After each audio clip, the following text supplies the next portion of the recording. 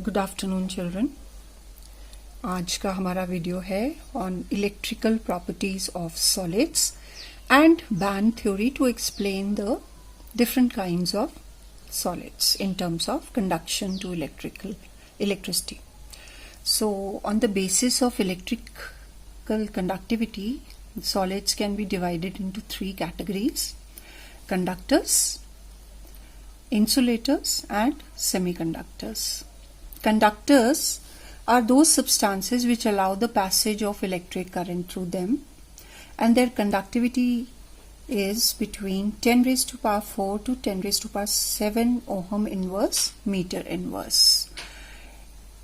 Insulators, in contrast, do not allow the passage of electricity through them. The conductivity is very low, 10 raised to power minus 20 to 10 raised to power minus 10 ohm inverse meter inverse. And semiconductors they allow conductivity of electricity in a range that is in between that of conductors and insulators. The conductivity range is between 10 raised to power minus 6 to 10 raised to power 4 ohm inverse meter inverse. Now conductors are of two types: metallic conductors and electrolytic conductors. Metallic conductor, as the name suggests, comprises of different metals like copper, silver, etc. They allow electricity to flow through them without undergoing any chemical change. On the other hand, the electrolytic conductors, they are comprised of ionic compounds and they conduct electricity, but during the conduction they themselves undergo chemical change. They first dissociate into ions and then they may also undergo oxidation and reduction reactions. So the difference that is between them is that metallic conductors, they allow electricity to flow through them without undergoing any chemical change. They allow electricity to flow through them by undergoing chemical change. Metallic conductors conduct electricity through the movement of electrons. Electrons are responsible for the flow of electric current, whereas the electrolytic conductors, they allow current to pass through them because of movement of ions. Then metal conductors, they conduct electricity in the solid as well as molten state. Even in the solid state, they are good conductors of electricity, whereas the electrolytic conductors cannot conduct electricity in the solid state. They conduct electricity only in aqueous solutions or molten state. If you increase the temperature, the metallic conductors, the conductivity of metals will decrease, whereas on increase in temperature in electrolytic conductors, the conductivity of electrolytic solution increases. Conductors, metallic conductors and semiconductors can also be differentiated on this account, that in metallic conductors the increase in temperature decreases the electrical conductivity, whereas in semiconductors the increase in temperature may increase the conductivity of the solids. Next is how to explain for the difference in behavior between the conductors, semiconductors and insulators. So the theory that we basically follow is the band theory for explaining the behavior of metal conductors, semiconductors and insulators. In the band theory, we extend the molecular orbital theory for metals. Basis of band theory is that a metal lattice has extremely large number of atoms. The atomic orbitals of these metal atoms overlap to form large number of molecular orbitals which are so close in energy to each other that they form energy bands.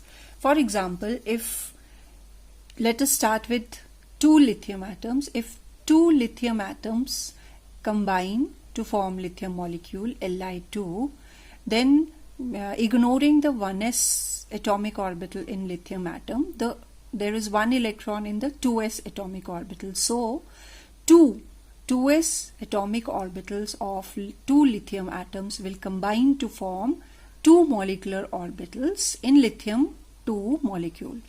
One will be bonding molecular orbital and other one will be anti-bonding molecular orbital.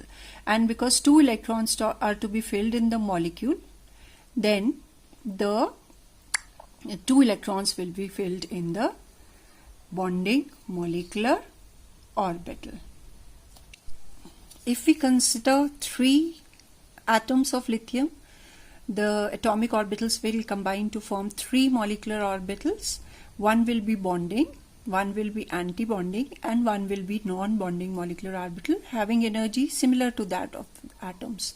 So to fill three electrons, two will be occupied in the bonding molecular orbital and one in the non-bonding. Similarly, for four lithium atoms, four molecular orbitals are formed.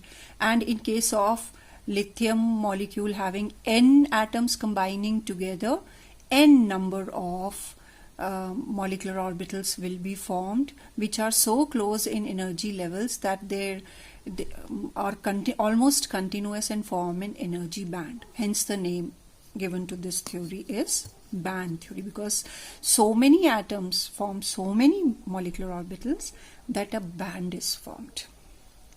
Now,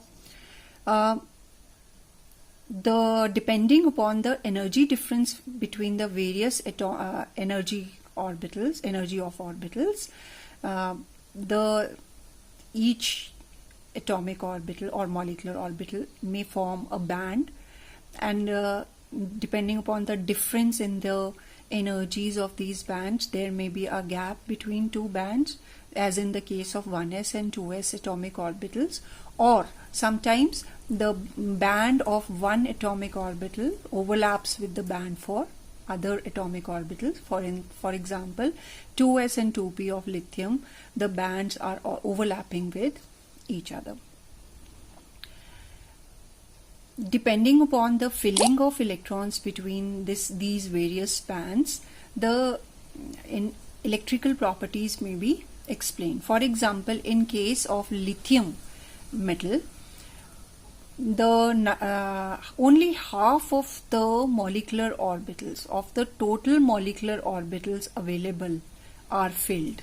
See, out of 2, 1 is filled, 1 is empty. Out of 3, this is filled, this is empty. Out of 4, 2 are filled, 2 are empty. So in lithium, only half of the molecular orbitals available, half of the band is filled, half is empty, and the 2p orbital is overlapping with this 2s orbital. So possibility of electrons to move into this band is also there. Similarly, in case of beryllium, as there are 2 electrons in the 2s, so all the molecular orbitals will be filled in case of 2s, but 2p will be vacant. So electrons from 2s can jump into the overlapping 2p and thus result in conductivity of the metal. Lithium is very good conductor, beryllium is also a good conductor. So in case the molecular orbital is partially filled, or in case even if it is completely filled, there is an overlapping band which is vacant, electrical conductivity is possible. Now, this can be shown diagrammatically over here, that in general electrical conductance of solids depends upon energy gap between the filled valence band and the next higher vacant energy band. The outermost filled energy band is called valence band. The next empty band in which electrons can move is called conduction band, and the space between the valence band and conduction band represents the energies forbidden to electrons, where electrons cannot go, and this is called energy gap or forbidden zone. So in case of conductors, the valence band and conduction band are so close together that there is almost no energy gap or very small energy gap. So electrons can easily move from the valence band to conduction band, and they act as a good conductor of electricity. In case of insulators, the energy gap is so large that it's not possible for electrons to move from valence band to conduction band, so they are bad conductors or no conductors of electricity.